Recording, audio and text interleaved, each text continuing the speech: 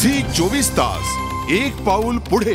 मातीच्या गंधाप्रमाणेच ज्यांच्या कर्तृत्वाने मराठी लोकसंगीताला वेगळा गंध दिला तो मराठी मातीतल्या शाहीर विठ्ठल उमप यांनी। त्यांच्या नावाने दिल्या जाणाऱ्या पुरस्कारांची घोषणा नुकतीच झाली। नंदेश उमप यांनी या पुरस्कारांची घोषणा केली। पाहूया त्याचाच हा रिपोर्ट।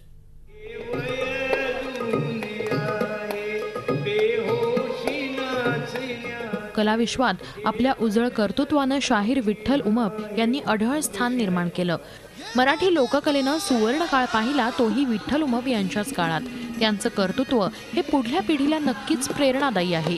लोककलेच्या माध्यमातून सामाजिक चळवळीची वीण दादांनी बांधली आणि हाच बांधिलकीचा वसा पुढे नेण्याचा प्रयत्न लोकशाहीर विठ्ठल उमप मृदगंध पुरस्काराद्वारे करण्यात येतोय।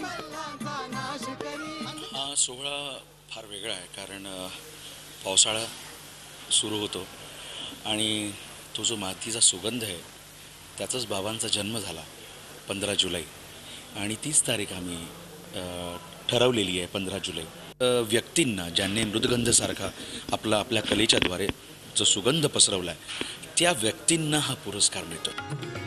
दिग्दर्शक राजा दत्त, संगीतकार अशोक पत्की, कवी नाधू महानोर, रंगभूषाकार विक्रम गायकवाड, अभिनेता भरत जाधव, गायक ज्ञानेश्वर मेश्राम अशा अनेक गुणीजनांना लोकशाहीर विठ्ठल उमप मृदगंध पुरस्कार जाहीर झालाय। तर शाहीर साबळे यांना यावर्षी जीवन गौरव पुरस्काराने सन्मानित करण्यात येणार आहे। या सोहळ्याबद्दल नंदेश खूपच उत्सुक दिसला।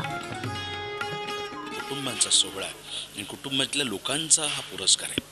त्यांना दिलेल्या बाबांबरोबर, कारण कधीच हे वेगळे नव्हते। कोणी कलाकार बाबांपासून वेगळे नव्हते। कोणी बाबांचा भाऊ होता तर कोणी बाबांचा नातू होता तर कोणी बाबांचा मुलगा होता। अशा घरच्याच मंडळींना हा पुरस्कार दिला जातोय त्यांच्या नावाने।